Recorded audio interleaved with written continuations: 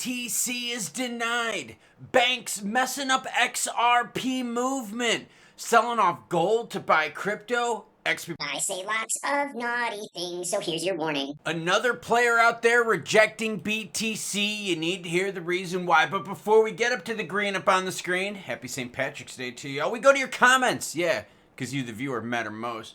The morning after guy, well done, says, the dentist said, isn't the lips down south the same as the lips up north? Well done. I love the humor carrying it on with the earlier video. G Bishop says a $5,000 Doge dividend check would really get things kicked off. We're talking about new capital coming into the crypto market. Because if you want BTC to go to 160, if you want XRP to go to $5, where is that new capital going to come from? Corbin Dallas follows up with wouldn't mind it right now with XRP just shy of 250 in the US. So where is that stimulus going to come from? Mr. Drunken Badger says your video serves as a calming beacon in the tumultuous. I'm not a bot. I'm a crypto gambling addict and I want my money. Talking about meme coins losing their luster here as of late. Bitcoin sitting at 84,039, ETH 1936, BNB at 624, while XP's at 235, Sol at 128.8 is 72 cents. Pi in the red at 134, and Doge at what? 17.3. Denied, rejected. You go to the club to scope out the hotties, you put the moves on, and she says, I got a man. And you're like, dude, you for shit don't have a man because I've seen you dancing with other dudes here. She's just shooting you down. Well, that's what happened. South Korea's central bank dismisses BTC as a reserve option. Why? Volatility. While responding to a March 16th inquiry from Representative Cha Gyu-yin of the National Assembly's Planning and Finance Committee, the central bank noted the risks of BTC's price fluctuations, making it an unreliable reserve asset. Talked about that earlier today with Sailor, right? Going, well, wait a minute. Sailor bought tons of BTC at 100,000, 105,000, 109,000, and here we are now at only 84. So there's definitely a volatility there, but there's also what? There's a gain. Now think about this. Oil is used as a strategic reserve asset, and we've seen fluctuations from $60 a barrel to $150. So isn't that kind of volatile as well? But I know what they're talking about, but let's keep learning. Got El Salvador in the action, and if the virtual asset market becomes unstable, there is a concern that transaction costs will rapidly increase in the process converting BTC into cash, saying, oh my gosh, if all of a sudden there's a big flash crash and players want to get their BTC into fiat and preserve their gains, well, all of a sudden then the network becomes clogged, you're paying a lot of gas, and it's taken a lot of time. Another knock against BTC as a strategic reserve. Stay with this trend here with Peter Schiff talking about BTC and gold, saying, hey, players out there have been saying, yo, sell some gold to buy BTC. The reason they're saying that is I've got the one-year chart of gold up on the screen along with the one-year chart of BTC. As you can see, gold, yep, hitting that 3,000 mark, looking hot AF. BTC doing its thing. But you've definitely seen a heavier run-up in gold over this last year. So what essentially he's saying is a lot of players out there were saying, hey, we should sell our gold, use the profits from that, buy BTC. But what he's saying is, yo, there's a risk BTC is going to crash. You have nasty, nasty volatility that gold doesn't have. But yet I'm looking at the gold volatility on the screen. And volatility, whether it's positive or negative, gold is going from 2,000 to 3,000. That is a 50% move in 1 year. So yes, there's still volatility in gold, but not as much as BTC. And honestly, it's the BTC flash crashes that I think are what's really scaring these players off. Schiff's basically saying, look, keep gold as a strategic reserve. In fact, put more in it. He's a gold bug, right? So I'm trying to show you all perspectives here. Because, you know, if you keep hearing the same thing over and over, it's an echo chamber. And that doesn't help any of us at all. All right, let's get into XRP and the banks effing it up for XRP. Yeah. Wild story here. Attorney Bill Morgan reveals how U.S. bank failures disrupted XRP transactions in ODL. The document outlines financial risks and reveals how the 2023 banking crisis impacted Trangolo's XRP transactions.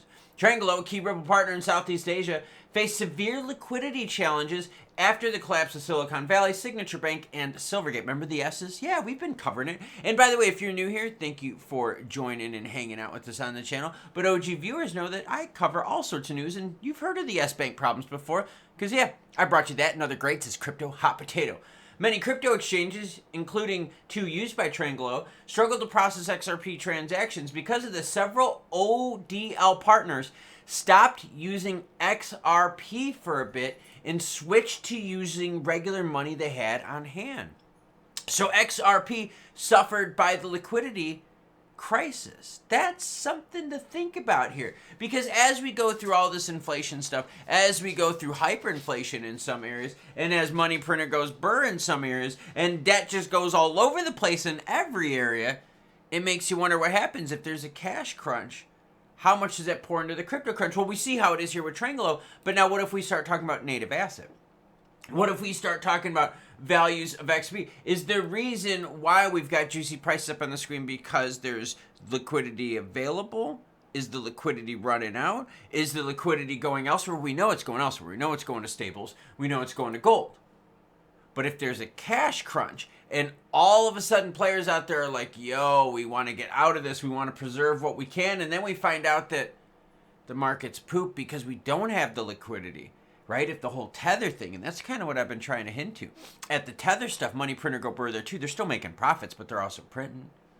So just kind of keep that in mind. We're looking at this going, all right, there's a lot of tied into XRP, a lot of tied into XRP usage. So then again, we start talking about, instead of the speculative nature, the usage aspect of XRP. So if players out there are like, yo, we can't really use XRP that well because if there's some liquidity issues, and that has to do with the traditional banking sector, well, then crypto is still tied to banking. Tied a little too closely.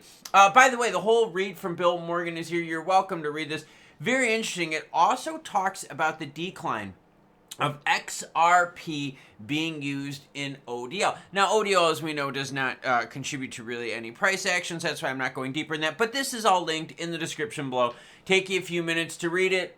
Go for it. All right, let's talk XRP price. But first, we're sitting at 19 out of 100, meaning we're BTC dominant. 22 means we're in fear.